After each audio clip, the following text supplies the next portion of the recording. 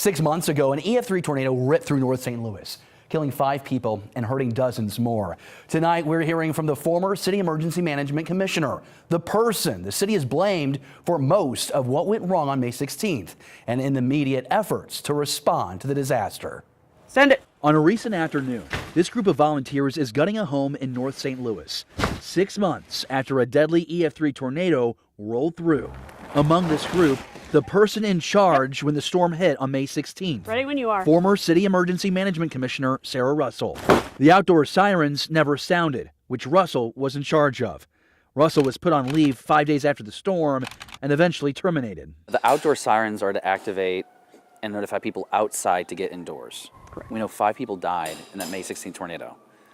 Was any of those deaths a result of the siren failure that day? I really can't speak to it. You know, obviously anything that can be prevented, we always wanted to do that. I'm, very sorry for all of the losses that happened in that tornado, but I don't know what the difference makes. Since then, Mayor Kara Spencer ordered a full review. A survey found 22 of the city's 60 sirens needed repairs. 11 are now fixed. Russell says they warned the city about these problems for years, but little changed until after the deadly storm. I've been very upfront and vocal about that. The city commissioned an independent review, which found many of the failures in the city's emergency response were preventable. The report cites poor communication between CEMA and the fire department, unclear policies, and CEMA staff being away from the office during the emergency. It also notes for much of the 3 days after the storm, CEMA had no leadership because then Commissioner Sarah Russell was out conducting damage assessments, a role usually handled by police. Russell has not spoken about these allegations until now. I need to be careful with that because there are other conversations that are happening. I don't want to speak to that publicly right now. The city's external report states no incident action plan existed until 5 days after the tornado, and multiple federal policies were not implemented, leading to chaos and disorganization. The report goes as far as saying that they were disappointed with you not taking accountability for things that went wrong. I don't know where they get that from, honestly. I've tried to be very forward and transparent with my supervisors, with everyone that I can be.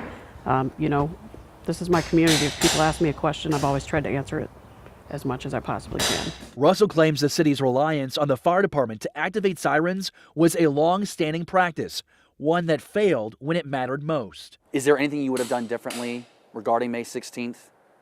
Or do you stand by the actions that you took? Knowing what I know now, the only true mistake that I feel was made on that day was that we did what we always did and we trusted the St. Louis Fire Department. You feel the fire department dropped the ball that day? I'm not trying to necessarily point the finger. I just have questions like everybody else does. And I don't have hope that I'll ever have those answers. The fire department declined an interview for this story, but in a statement to First Alert 4, Chief Jankerson says the city's warning system is now fully automated with a manual override, and the department now maintains continuous 24-hour contact with the National Weather Service to safeguard residents and strengthen the city's overall emergency preparedness. For so many thousands of families that are still distraught, devastated by the tornado, the city is standing up what we can. After our interview with Russell, we took their concerns to Mayor Kara Spencer, who disagrees with the former commissioner.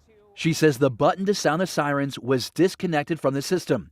The system then Commissioner Russell was responsible for maintaining. It's important that when you press a button, the button works. 6 months later, Mayor Spencer stresses the system no longer requires a human to sound the alarm. I think the important thing here really is making sure we're moving forward in a way that not only builds trust, but actually delivers the emergency response all of our residents rely on for the health and well-being of our community. The mayor says a new contract is in place to replace and expand the system, but supply chain delays have slowed that work. The mayor also says all city sirens should be fully operational by next spring. She says in March. Russell is appealing their termination through the Civil Service Commission and says they are focused on helping tornado survivors in North St. Louis.